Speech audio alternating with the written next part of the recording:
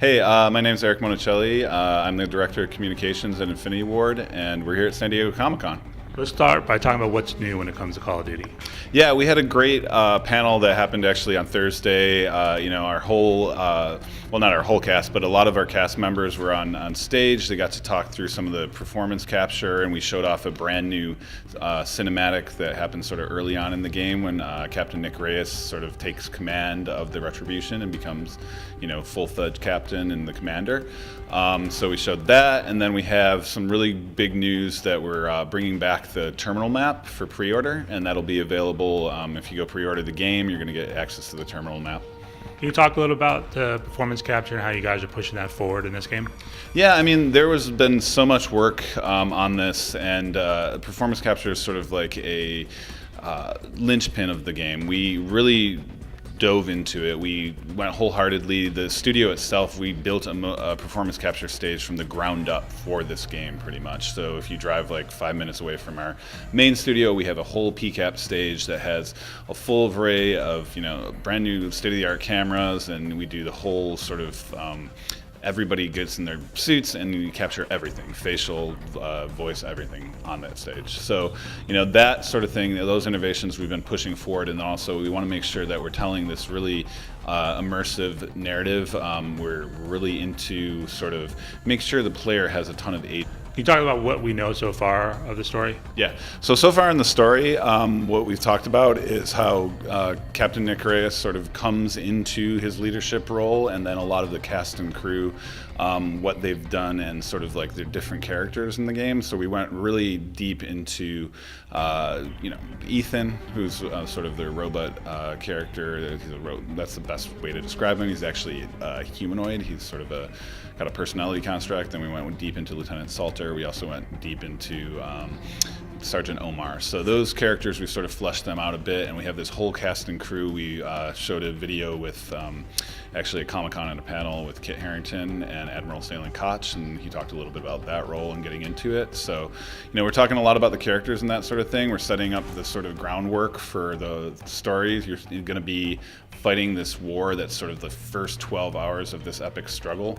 So you're going to be diving into that, and we set the sort of framework of how you get into that war with the Settlement Defense Front coming in, launching a sneak attack in Geneva, Switzerland, which is the headquarters of the political arm, the UNSA, that is governing Earth right now. And so the SATO forces have to go and retaliate against the sneak attack and try and survive and protect pretty much humanity at that point. Can you talk a little bit more in depth about Kit Harington's character?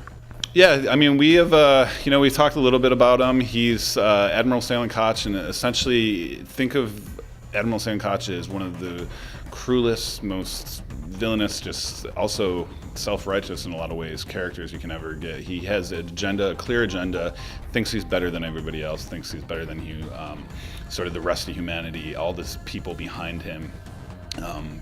Think that way too. And so this is just this insurgent group that's very, very brutal, very ruthless, very vicious.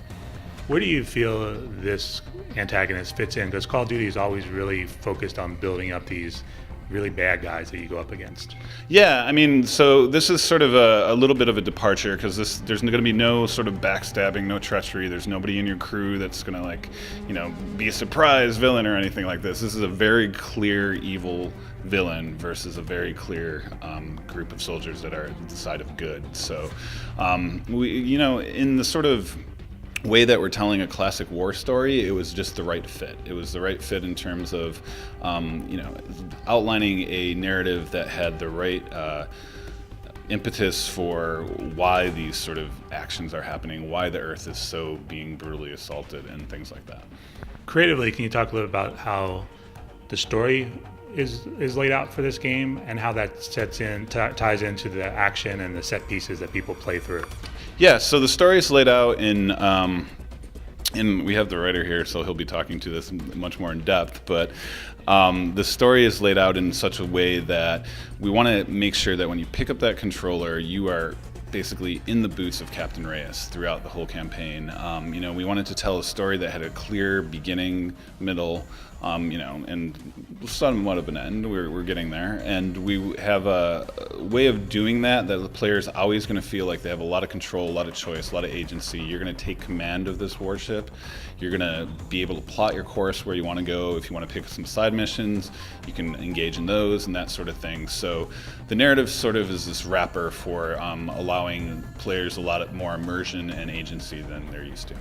I know when people think outer space exploration, people may jump into Star Wars, Star Trek, but can you talk about maybe this more along the lines of NASA and realism? Yeah, so we have grounded this world of Infinite Warfare very heavily in this whole Navy versus NASA aesthetic. We've, spoken to a lot of advisors across the military, and we've had a lot of people that have even engaged and come to our sets and told us, we have 2 consultants on staff from the military that is helping out, and then we've talked to space agencies and companies and things like that and consulted with them, just basic questions about like what sort of fuel do you put in your rocket ships, that sort of thing. So we just make sure we have the right words that we're saying when we talk about space. And the whole premise is that NASA has this very sort of austere, clean aesthetic, and it's very functional. It's very practical. There's things you need, and there's certain materials that just make sense in space. There's been a lot of development. They have a thing that I've seen before called aerogel, and it's basically translucent, but it's one of the lightest substances on Earth, but it's super dense. It can stop a bullet if it needs to. So we've had all these research and these conversations, and sort of a lot of those advice and things we've talked to people about have infused themselves into the game, and then so fit into the design aesthetic, and it also fits into sort of the overall premise of what we're trying to get across. How does that impact the types of weapons people will be playing with? So yeah, the weapons, we wanted to keep those really grounded.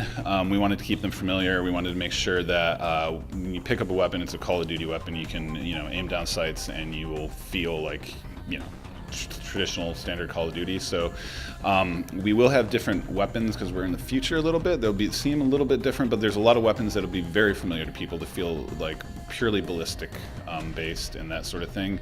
But we also have weapons that are convertible. Maybe they will shoot, actually in the Black Sky demo, you see this one weapon we have that is a convertible weapon, and it's sort of like a sniper rifle, and you flip it down, it becomes an energy weapon. And that's sort of the fiction we put into it, but when you're pressing the button and the bullets fly on that, you're going to feel that normal impact and that sort of same response you feel from doing past Call of Duties and that sort of thing. So the weapons will feel very comfortable for everyone, but we'll have some interesting new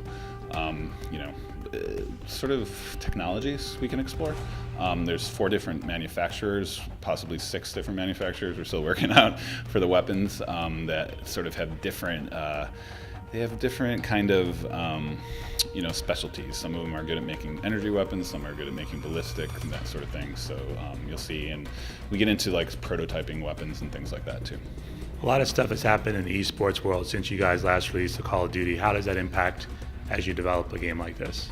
Yeah, I mean, we're thinking a lot about esports for sure. I don't want to go into it too much. The multiplayer team would be very unhappy with me if I got too in depth with what we're going on, but we're going to have a big blowout of what we're going to talk about at COD XP in September. Cool. What are your thoughts about bringing COD XP back?